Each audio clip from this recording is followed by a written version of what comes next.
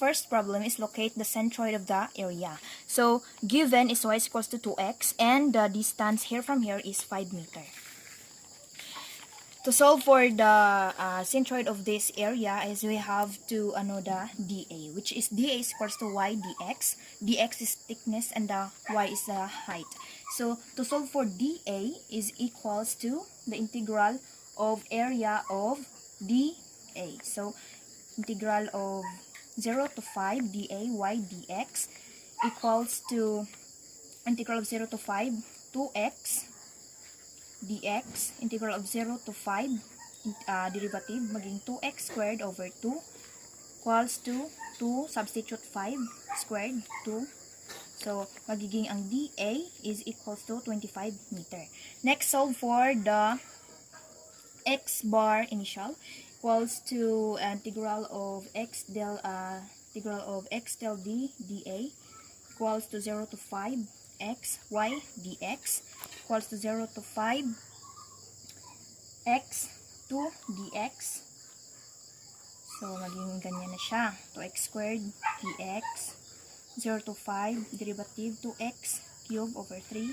So magiging 0 to 5 to 2x 5 substitute 3 over 3. So x bar initial is equals to 83.33 meter.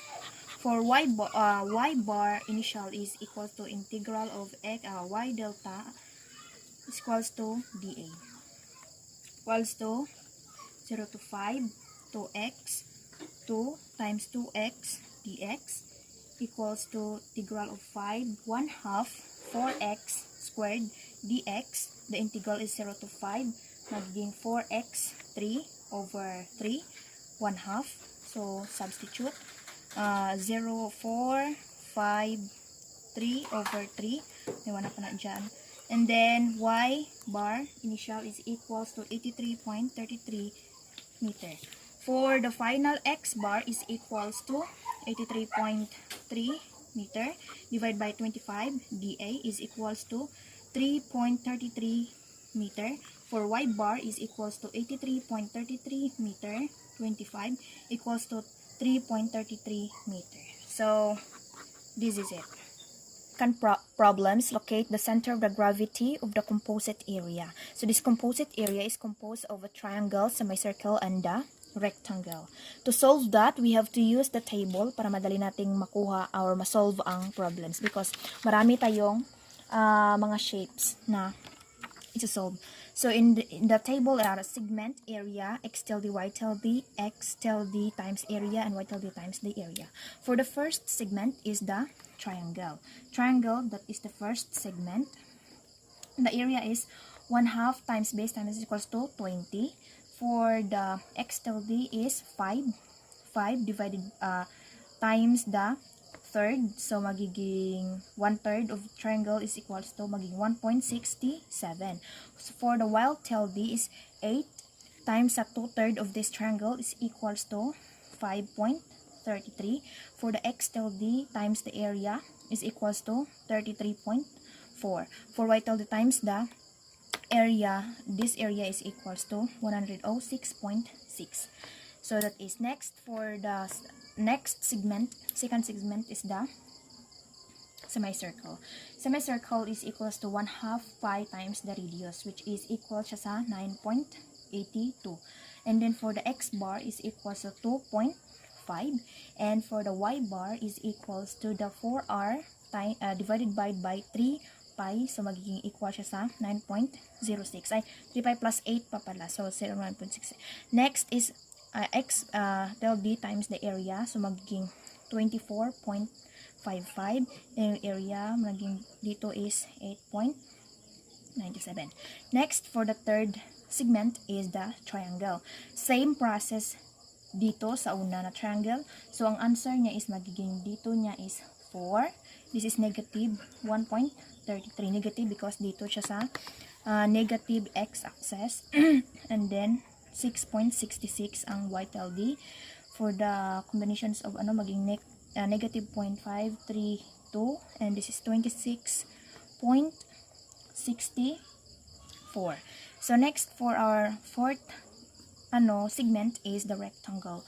This rectangle is base times height is equals to 48. X till D is negative 2. Negative 2 kasi dito na tayo sa negative. Second quadrant and third quadrant. So, ang y natin sa origin, 0. Negative 96, X till D and area, 90 dito is 0. For our last segment, which is the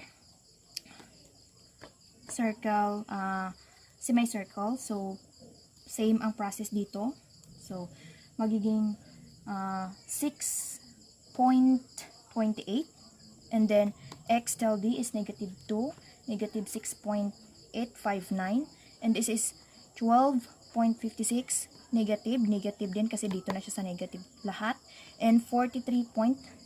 So the total segment or the summation is of this area is 88.1 meter squared. The total of this area, X area, is equals to negative 5.93. This area is equals to 79.18 cubic meter. So to solve the X bar, so X bar till this, so magiging ganito na lang gamitin natin. So magiging X 55.93 cubic meter over 88.1 meter cube, cancel, magiging 0.63 meter. For ano naman is maging 179.18 meter cubic meter, 8.1 square meter is equals to 2.03 meter. So this is the X bar and the Y bar.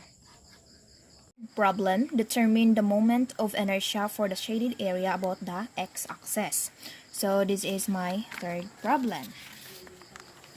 So in this case, to solve this problem, you have to use the parallel axis theorem. So in this table is composed of segment, the area dy, I, r, and ad squared y, and the inertia of x. So in this area, so the first segment is the triangle. So triangle is the 1/2 base times the height. So equals to 24. For the dy, ang dy niya, y niya is, this is 4. 8. So 8, 1/3 of 8 is equals to 2.67. IR niya is 1 over 36 times 6. 1 over times the 8, the length rate, tapos 8 cubic, so magiging equals to 85.33. For the ADY squared is equals to 24 times the 2.67 squared, so magiging 171.1. So ang total ano niya dito is i-sum lang itong dalawa, so magiging 256.43. For our second segment is the rectangle. Our rectangle is 6 base times height is equals to 48, and then dy niya is equals to 4. Yes, 4. And then for ang IR niya is equals to 256. And then for its AD squared is equals to 768. Ang inertia x niya is equals to 1,024. Next, for the third segment is the triangle. The rectangle. So magiging same process. Length base times height is equals to 80. This is 4, and this is 67. So magiging dito is equals to 1,280. Dito is 1,706.67. Ang fourth segment is the triangle. Triangle is 1/2 times base times height is equals to area is 25. So dy niya is 9.67. And for the niya is 3.72. Here is 2,307.7. Dito is magiging 2,372.44. For the fifth quadrant is the next triangle. So same process. Maging 28 na dito. 0.33. dy 99.5. Maging 7.95.45. Maging 94.94. For the last is this circle is magiging negative pi 2 squared. So, magiging equals to negative 12.57. So, dito is 4 na nadira. Dito is negative pi squared. Ang r squared is equals to negative 12.57. Dito is negative, magiging negative 21.12. So, dito is magiging 213.69. Para makuha natin ang x, ix is equals to summation of ix. So, ito isam lang natin ito lahat. So, ang total niyan is magiging 6,040.90